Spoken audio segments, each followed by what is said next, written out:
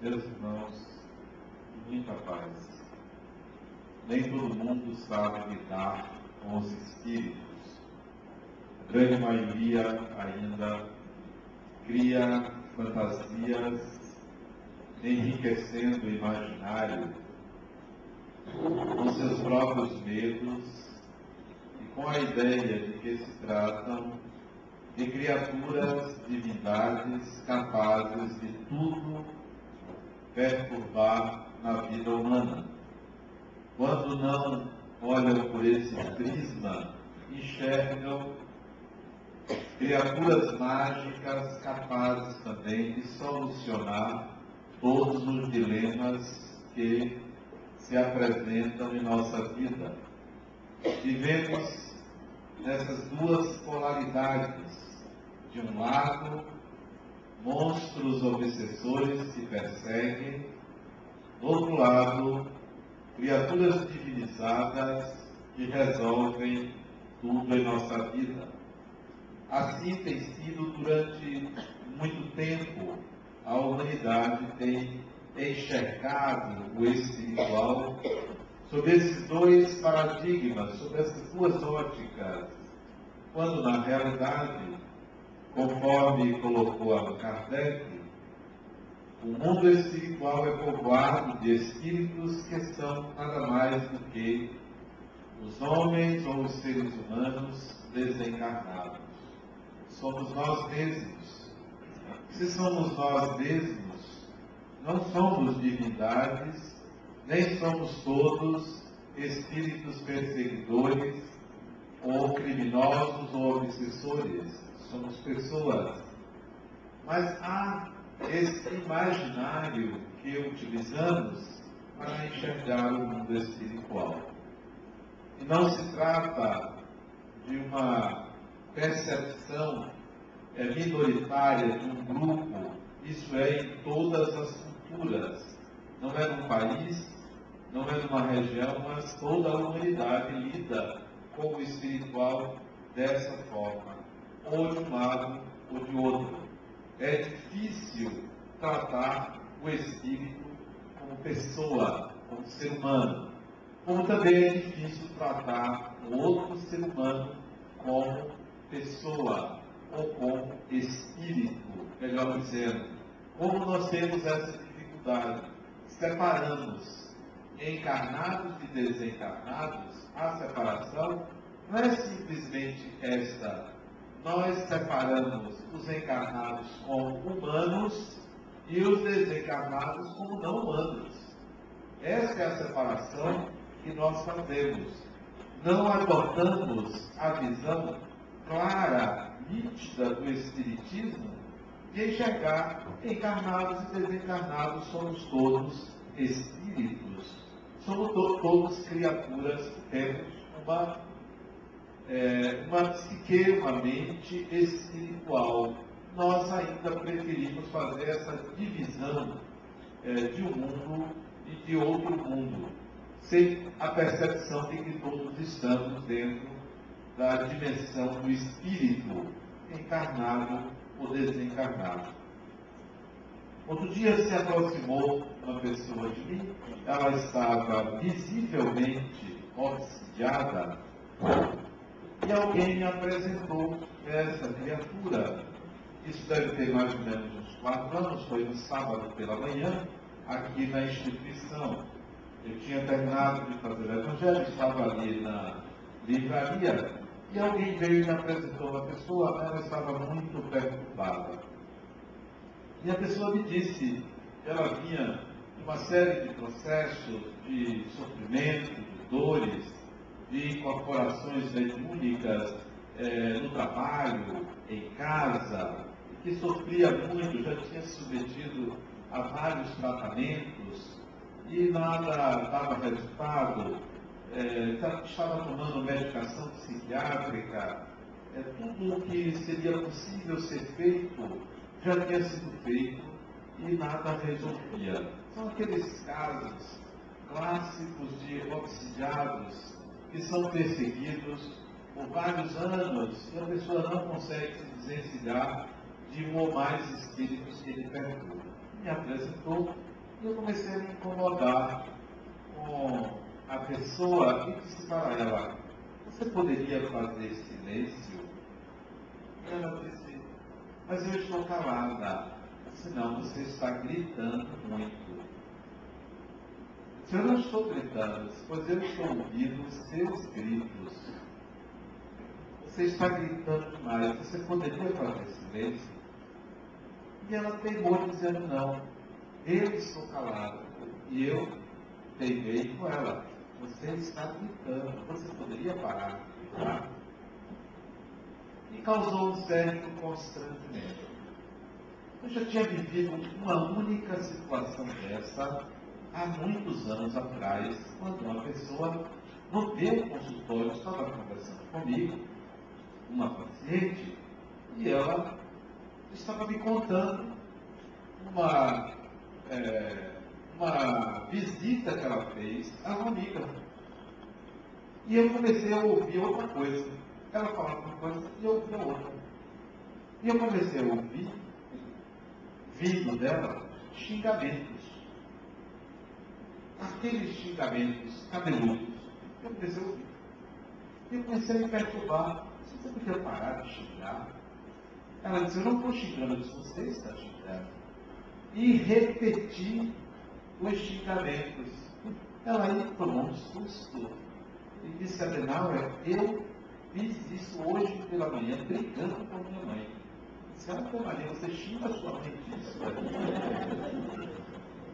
Ela disse, como é que você sabe? Eu disse, eu não sei. Eu estava ouvindo você xingar, e era a sua voz. Eu tinha vivido isso há alguns anos atrás.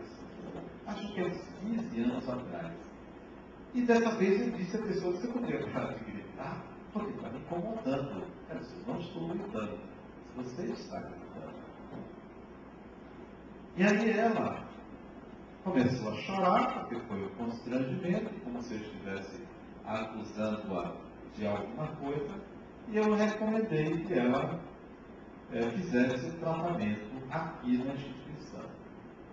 A situação não se esclareceu, mas eu ouvia nitidamente os gritos dela. É mais do que ouvido de tuberculoso, porque você ouvir uma coisa que a pessoa não está fazendo naquele momento, e a própria voz da pessoa é algum distúrbio psiquiátrico, só pode ser. Ficou por isso.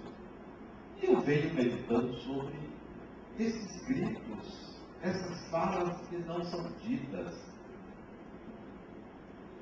Tudo aquilo que nós guardamos, tivemos vontade em algum momento de dizer e não dizemos, isso permanece reverberando dentro de nós. Tudo aquilo que nós gostaríamos de ter falado para alguém, desde criança, ao pai, à mãe, a alguém, e isso não é verbalizado, isso é guardado. Isso vai aparecer como gritos, como desejos, como perturbações, porque isso não foi colocado no seu devido tempo. Quanto nós não temos guardado de palavras que deveriam ser ditas e não saíram, no momento adequado, na forma adequada. Quantas vezes tentamos fazer isso e sair de uma forma inadequada, inconveniente, inconsequente? Está faltando uma educação daquilo que é recebido, daquilo que não é dito. Daí os gritos, daí a ausência do silêncio. Então, eu disse a ela, faça silêncio.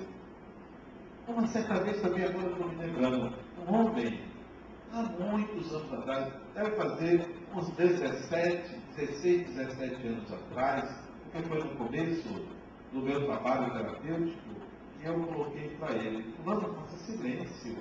Ele disse, mas eu sou uma pessoa calma. Não, você grita, faça silêncio, você precisa fazer silêncio.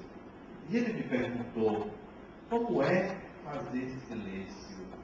Ele tem o silêncio da alma. Não é o silêncio da boca, porque muitas vezes o silêncio da boca é repressão.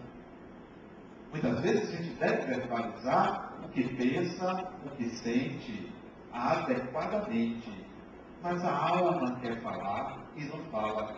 Não tem interlocutor, não tem ouvidos, não tem meios, não tem como verbalizar, você engole. E a alma fica oprimida. Anos a fios e chega numa certa idade, olha você cheio de conflitos, olha você lidando com fantasmas, que não são fantasmas, que não são espíritos desencarnados, são seus fantasmas, porque você não disse o que deveria dizer. Então, como é que nós devemos fazer para que a alma fale, para que sua alma fale, para que o seu ser fale, verbalize? Eu imaginei os pontos cardeais. São quantos os pontos cardeais? São 4, né? O sul, o sul, o oeste, o leste e o norte. É isso, é mais ou menos isso, né? Fica atrapalha. É o sul, o oeste, o leste e o norte, né? Imagina, aí assim é uma coisa, veja como até hoje a gente precisa aprender. Os 4 pontos cardeais como os 4 braços de uma cruz. Tem o braço esquerdo, o braço direito, a parte superior e a parte inferior da cruz, que é a mais longa, né? Então eu imaginei que o silêncio da alma é como um caminhar para os 4 pontos cardeais. Como um caminhar para os 4 braços de uma cruz. Que se nós seguíssemos esse caminhar para esses 4 pontos cardeais, a alma não gritaria. Haveria o equilíbrio interior. Haveria o silêncio interior. Muitos de nós estamos andando na rua sem nada falar, mas a alma está gritando. Está pedindo socorro, está xingando, está chorando, está dizendo impropérios, poluindo o ambiente espiritual. São verdadeiros lixos ambulantes, porque não sanearam o seu mundo interior. Então vamos ao primeiro ponto cardeal que você deve caminhar para liberar os seus gritos e até mesmo os seus sussurros, para que eles saiam, lembrando o filme de Bergman, Gritos e Sussurros. Vamos para o sul. Vamos para a parte maior da cruz. A parte que é ligada à terra. O que é que falta ser dito? O que é que falta sair? Que está no sul, que está na parte ligada à terra. A terra é a mãe de todas as formas. A terra é a natureza. Nós precisamos caminhar para a natureza, para a nossa natureza mais primitiva, que são os nossos instintos. Os nossos instintos gritam e nós não atendemos a eles. Os nossos instintos pediram para realizarem, atuarem, exercerem o seu direito de fidelidade, e nós reprimimos. Reprimimos pela civilização, pela cultura, pela religião, considerando os nossos instintos como grande mal. Freie os seus instintos.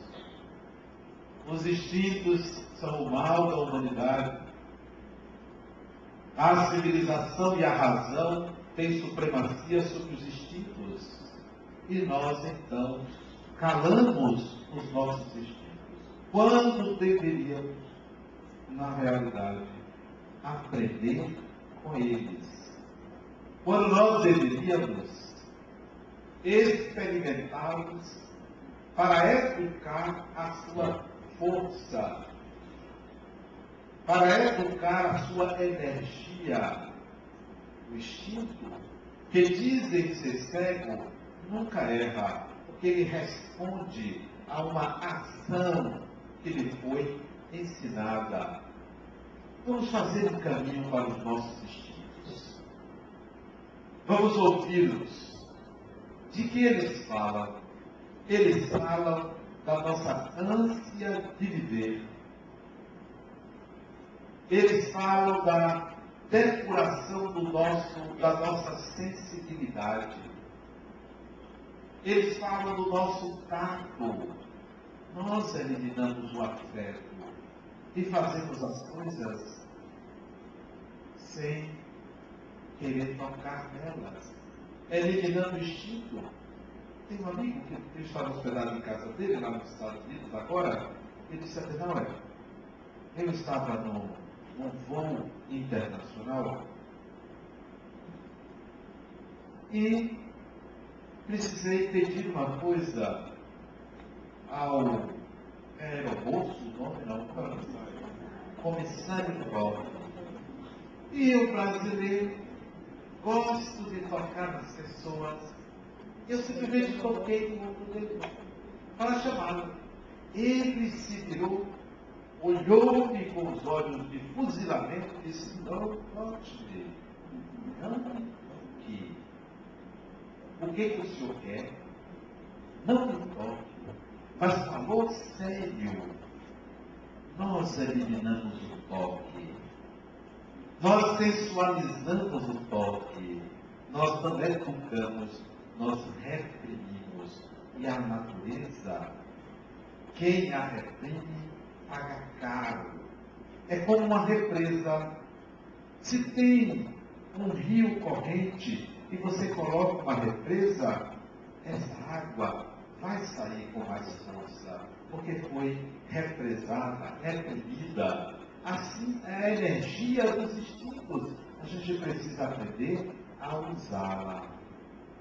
Se você se libera totalmente, você se vicia. Mas se você se reprime totalmente, você vai explodir adiante em desejos incontroláveis.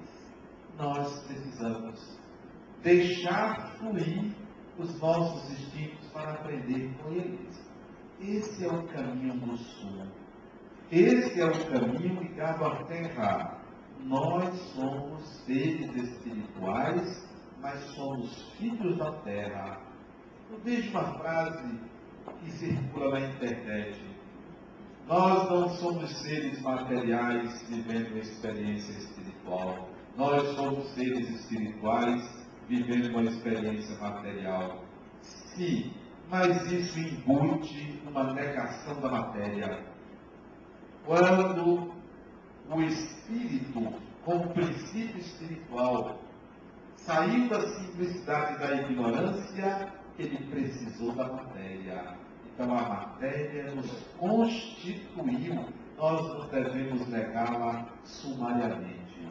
Nós somos seres espirituais e materiais simultaneamente. Improvável dissociar esses dois princípios do universo. Agora, somos espíritos, mas temos como matriz a matéria. Não para fabricar o espírito, para nos dar a experiência de contato. Então, o caminho do sul, para silenciar o grito dos instintos, é aprender a utilizá-los. Não é negá-los, não é renegá-los, é aprender a utilizá-los. É lidar com eles, tanto o olfato como a gustação, como a audição, como a visão, como o tato, a gente precisa aprender a usá-los. E o instinto corporal e a nossa natureza orgânica não cale seus instintos. O outro disse para mim, Adenauer, o outro não, a outra. Sempre uma mulher, uma série. Eu disse, Adenauer, eu não consigo deixar de fumar. O que é que eu faço para deixar de fumar? Eu disse, o que é que você já tentou? Ela disse, eu deixei de comprar. Mas não deu certo que eu pedi aos outros. Eu deixei de pedir, deixei de comprar. Mas acabei me vendo com vontade de furtar um cigarro de alguém. E aí eu voltei a comprar. Não deu certo. Não. Você quer bloquear seus instintos. Você gosta de fumar, você gosta. Esse é o problema. Você faz algo que você gosta. Você precisa trabalhar o seu desejo. E não o seu comportamento. A questão está no seu desejo. Nós queremos mudar comportamentos esquecidos dos nossos desejos. Você tem que trabalhar o seu desejo. Depois você muda o comportamento. Você quer deixar de fumar, mude o seu desejo. Como? Se é uma coisa que eu gosto, tem que ser igual à gustação.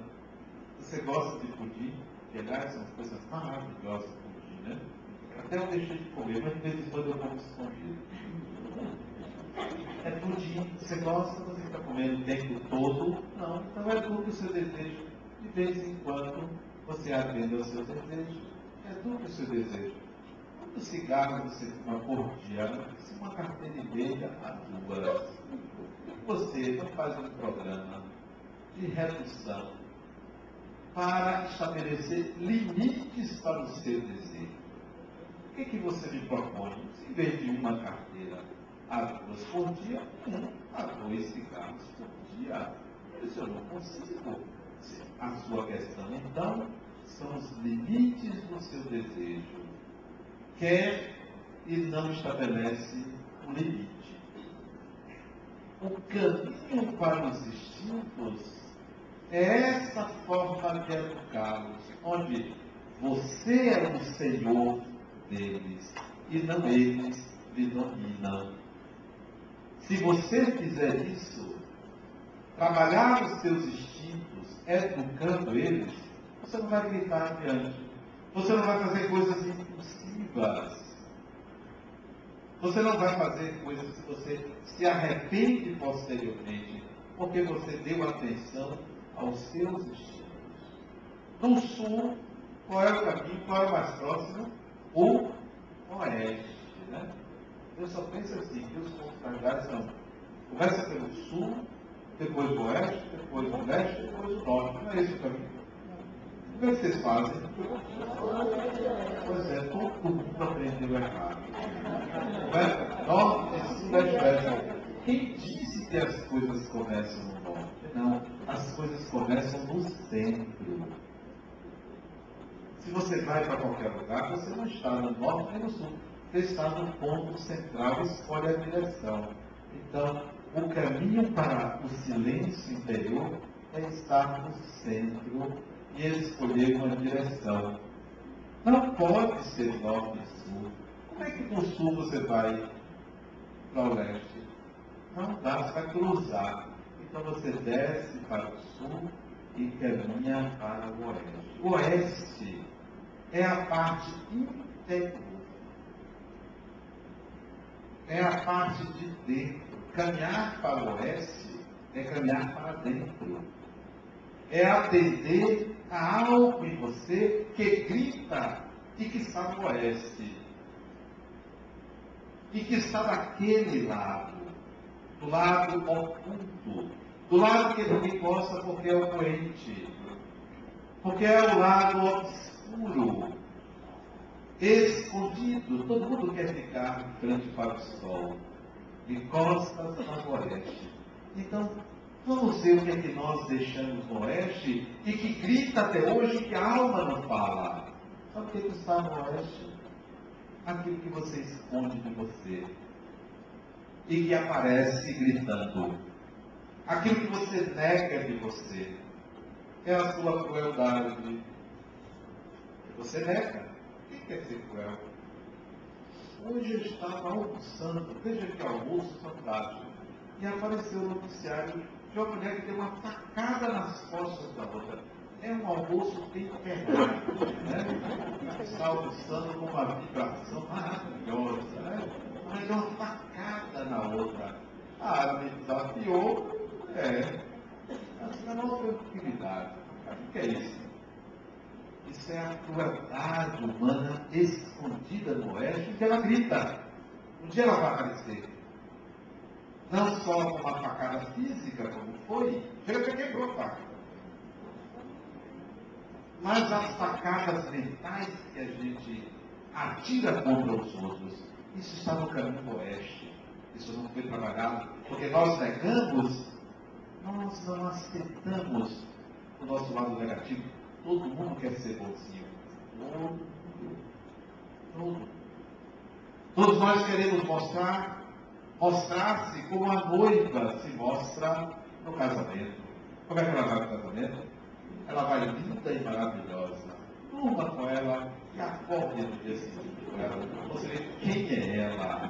Ela é como qualquer ser humano. Nós todos queremos ser noivas e noivos uns dos outros. Nós mostramos o melhor de nós. Está no oeste o pior.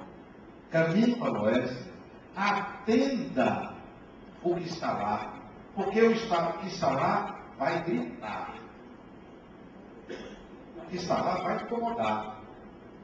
E aqueles que têm ouvido sensível vão ouvir. Vão dizer, por favor, pare. Não faça isso. Não diga isso. Não grite. Porque todo mundo está gritando na rua. Todo mundo está gritando a todo momento, porque deixa nesses caminhos guardados lá. Quando vem a prova, é um desastre. Começa a espernear, começa a gritar. Chega no mundo espiritual depois da morte dizendo, não, eu fiz caridade, eu mereço. Não é assim. Eu era uma pessoa boa. Sim, mas você também era uma pessoa má. Porque ninguém é um lado só. Também eu que Francisco de Assis. Francisco de Assis, ele um dia percebeu que ele não podia gozar do bonzinho, porque ele tinha sido uma pessoa má. Depois ele se converteu, mas ele era uma pessoa má. Era judeu e vivia nos lupanares daquela época, no século XII e XIII da era cristã. Depois ele percebeu que ele tinha que atender à pobreza, à miséria, mas antes disso ele tinha o lado oeste dele e nunca deixou de reconhecer. Decepcionou-se quando foi a Roma, pediu ao Papa para, se eu não me engano, era Gregório III, uma coisa assim. Era terceiro, eu não me lembro, era o nome dele. Devia ser Gregório, era o nome dele, devia ser Gregório III. Para criar a ordem franciscana. Para criar a ordem, para dizer, que pobreza! Deixa de coisa que eu não vou admitir. Esse negócio de pobreza extrema. E ele se decepcionou. E foi um racha muito grande entre os seus seguidores. Porque alguns achavam que não deveria ser pobreza extrema e outros achavam que deveria ser, até que se criou uma ordem terceira, leigos que poderiam fazer parte, mas sem abandonar a pobreza. É o lado oeste nosso, esquecido, negado, negligenciado. Então, onde está o seu lado negativo? Você pensa que você eliminou só porque você adotou uma religião? Um outro diz, não, e a pessoa que vai para casa? Ela diz, não, eu sou crente. Crente na violência, só pode ser. Até aquela questão, eu era evangélica, antes da facada. Depois da facada ela expulsou mais. Claro, ela viu que ela não era mais. Não é uma religião que vai excluir o lado negativo. Não é uma conversão. Não é uma mudança daqui para ali. Não é porque você passou a morar em Piatã que você é o melhor do mundo. Né? Porque essa é uma ótima morada. Né? Eu não sei como é que as pessoas moram naquele umbral lá, Barra, Graça, naquele umbral. Não adianta mudar de bairro. Não adianta mudar de roupa. Você é o mesmo espírito. Está no oeste, seu lado negativo. Traga de volta para não gritar. E se alguém te perguntar um dia, vem cá, você é invejosa ou invejoso? Tenha coragem de dizer, sou. Sou. Você é uma pessoa má? Tenha coragem de dizer, sou. Tenha coragem de dizer, de admitir. E complemente dizendo, mas eu estou educando minha inveja, mas eu estou educando minha maldade. Mas nunca vai deixar de ser. É parte integrante da sua personalidade. E aí você não vai gritar mais, porque a alma já disse o que estava escondido. Do oeste vai-se para onde? Do leste. Mas vocês vão do leste para o oeste. Vocês falam do norte? Não. A gente vai para o leste. Vocês vieram do interior para a capital. Raramente vão da capital para o interior. Por isso que os pontos cardeais deveriam ser ensinados assim. Sul, oeste, leste e norte. Olha como estou aqui, nem poesia, né? Então você vai para o leste. O que é que está no leste? Que grita e que você não consegue expressar. O leste é o caminho do renascimento. Todo dia o sol renasce. Todos os dias. É impressionante como ele é obediente. Todos os dias tem uma aurora. Todos os dias renasce. E nós, ao buscarmos o sol, nós estamos buscando a luz. O leste representa a conquista do mundo. O ser no mundo. O viver no mundo. O conquistar o mundo. E aí vem as nossas frustrações. A gente quer riqueza, a gente quer trabalho, a gente quer um bocado de coisa que não encontra. Eu tenho uma amiga, ela já deve ter quase... Ela tem idade. Mas ela acha que ela é mais nova. Eu não sei porquê. Mas ela acha que ela é mais nova. Ela deve ter 57, deve ter minha idade. 56, 57 ou 58. Né? Mas ela anda feito uma gatinha. Sabe? Assim como se ela tivesse 30 anos. Toda serelepe e tal. É impressionante como as pessoas querem parecer o que não são. Querem mostrar algo que não são capazes. E ela, um dia, fez uma viagem. Ela foi à Itália, ela tinha loucura de conhecer a Itália. Aí foi a Roma. E ela me disse, Adenal, eu fiquei numa praça, estava sentada sozinha. Eu fui numa excursão, mas eu quis ficar sozinha.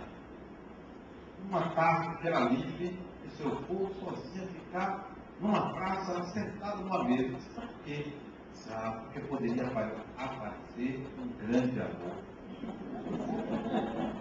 Porque eu já fiz isso nos filmes. Eu não poderia deixar de perder essa oportunidade. Eu estava numa praça em Roma e vi o grande amor da minha vida. Mas como é que ele apareceria? Não, é um homem bonito, né? E ele poderia dizer assim, com licença, posso sentar? Né? Olha a fantasia. Ela fantasiou, passou a tarde toda, mas não apareceu nem o príncipe, nem o sapo. Ninguém. Todo mundo passava e olhava para ela, ela ficou decepcionada. O que é isso? É o leste que a gente vai, mas em vez de ir à realidade, a gente cria fantasias. Quer ser o primeiro, quer ser o melhor, quer ser o maior, quer superar o outro, quer inferiorizar o outro. Não entramos em contato com quem nós somos, mas sim com quem queremos ser. Quem é você? Depois você pensa em quem você poderá ser, mas a gente só quer lidar com um futuro brilhante, feito um sol. Ninguém quer o sábio, todo mundo quer o príncipe. Ninguém quer a plebeia, quer a princesa. Então, nós vamos para o leste cheios de fantasias. Nós encaramos o mundo querendo que o mundo nos favoreça, mas nós não queremos nos conhecer para lidar com a realidade. O espírito reencarna não para vencer, mas para se conhecer e aprender e adquirir habilidades, competências, capacidades. Mas a gente reencarna querendo ser bonzinho. Hoje eu tenho uma paciente que me mostrou um livro, Síndrome da Boazinha. Eu não conhecia esse livro. Síndrome da Boazinha, afinal sou eu, Síndrome da Boazinha.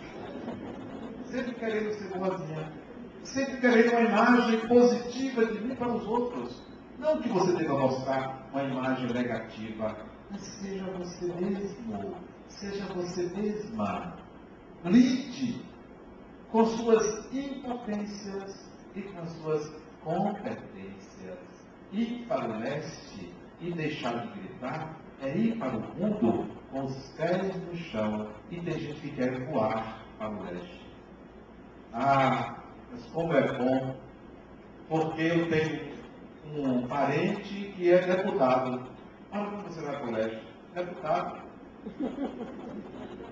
Vai arranjar um emprego.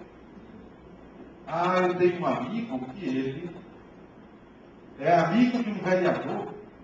Você vai.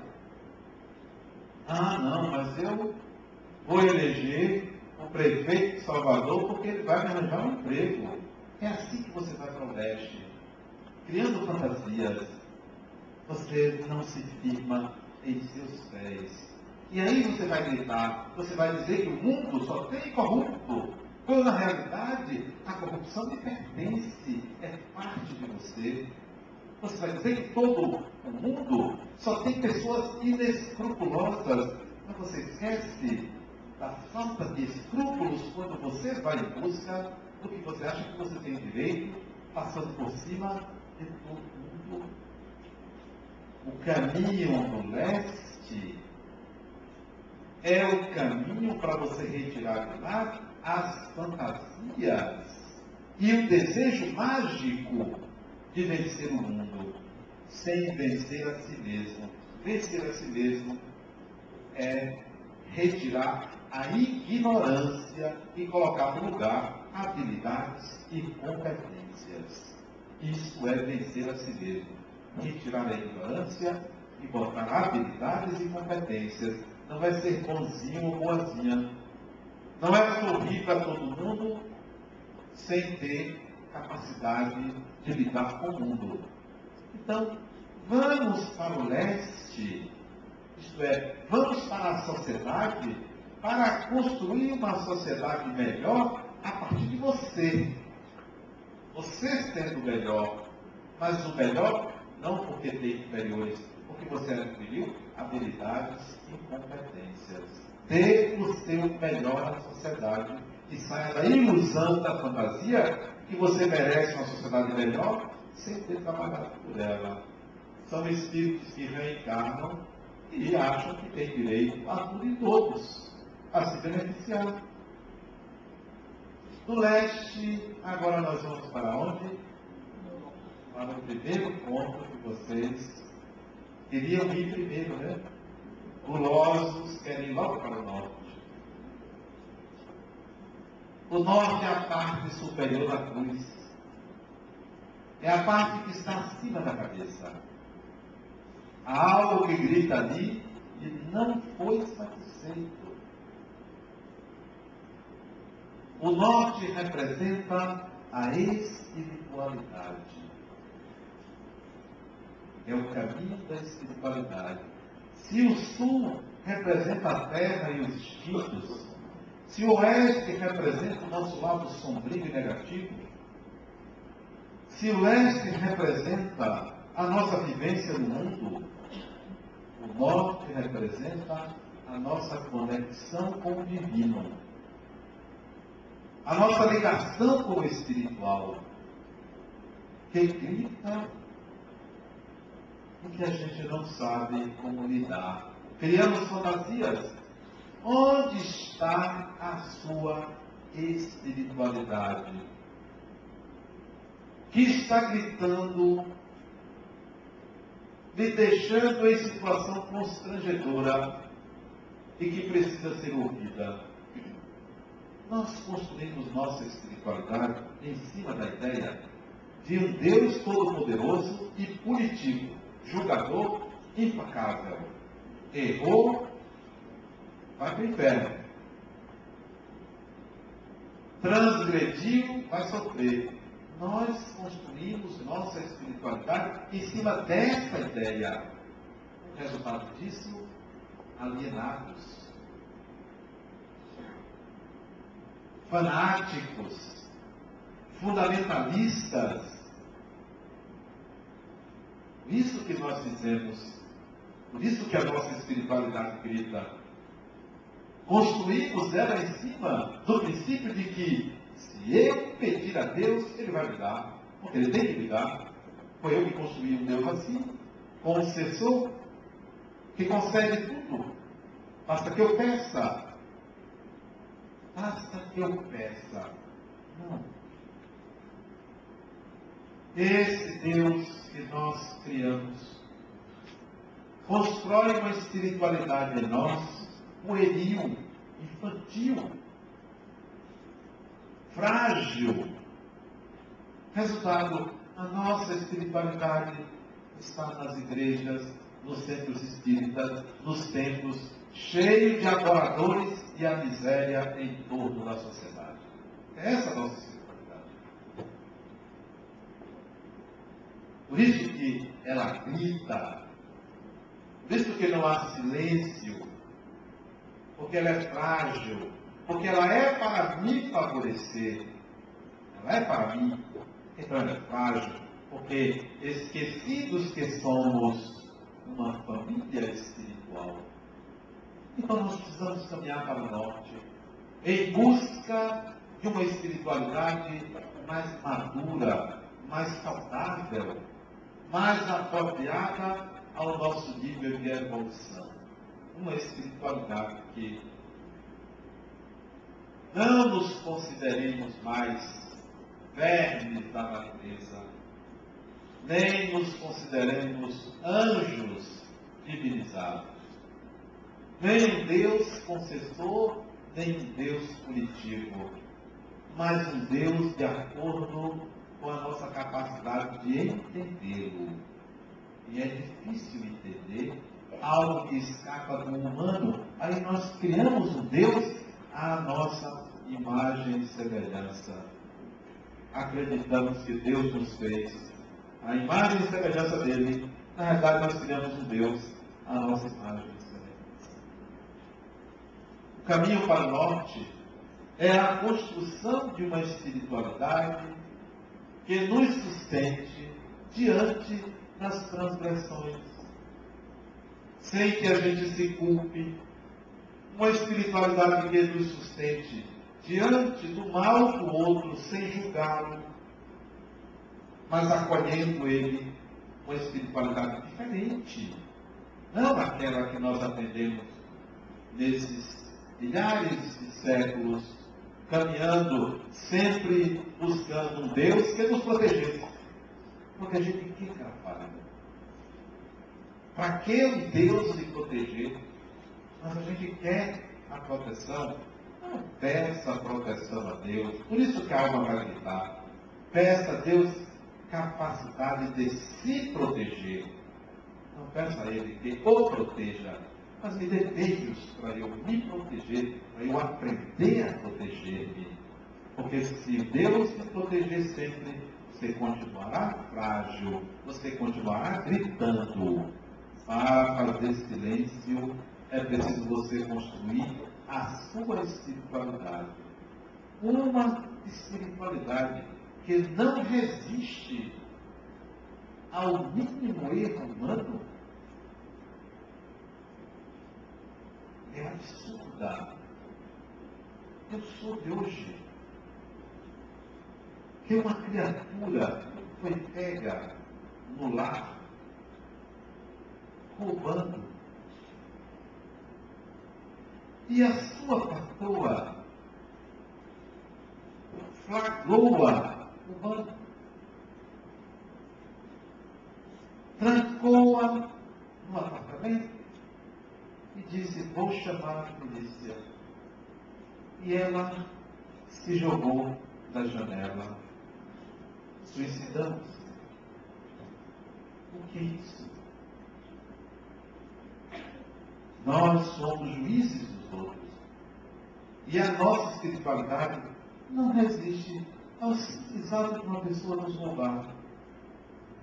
O simples ato de uma pessoa nos roubar. Mas nós queremos exercer a justiça. Porque é inadmissível que alguém nos roube.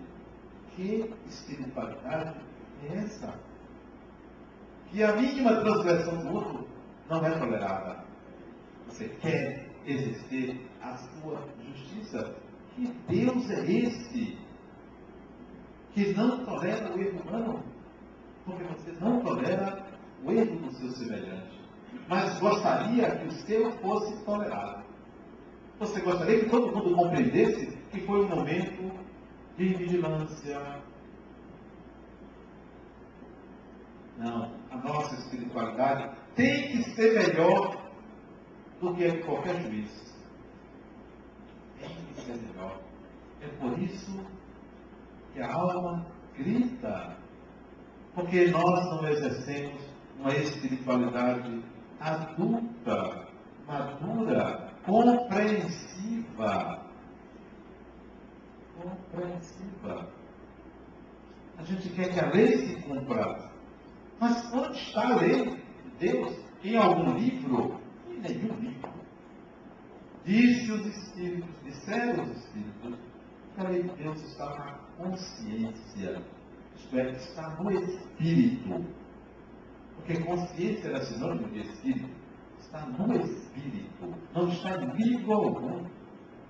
Obedecemos leis humanas para aprender a conhecer as leis de Deus. Então, o caminho para o norte é o caminho para uma espiritualidade saudável, compreensiva, acolhedora, e não uma espiritualidade fundamentalista. Ou é assim? O outro estava dizendo: não, lá na minha igreja, se errar, dou uma corretada, o teu correio, usa o correio. Imagina, nós estamos na barbárie. Jesus nos ensinou o perdão, a compreensão, e a gente ainda usa o corrente. Quer fazer silêncio na sua alma? Quer deixar de gritar? Não é simplesmente calar a boca. É atender a todo um passado, todo um processo equivocado de viver.